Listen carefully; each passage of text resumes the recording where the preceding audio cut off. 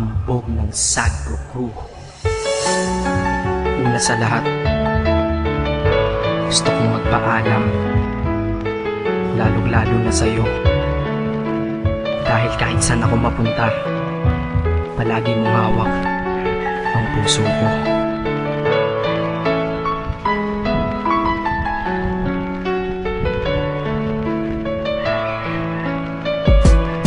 Hindi ko ginusto ang ilayo ako sa'yo, mahal. Ngunit ito ang desisyon ng tadhana at may kapal. Alam ko din ako'y magtatagal sa lugar na to na kung saan wala ka. Kaya kulang-kulang ako, hindi lang araw, hindi lang buwan, kundi ilang taon. Tayo ay di magkikita, makakaya ko ba yun? Sa tingin ko hindi ko kaya.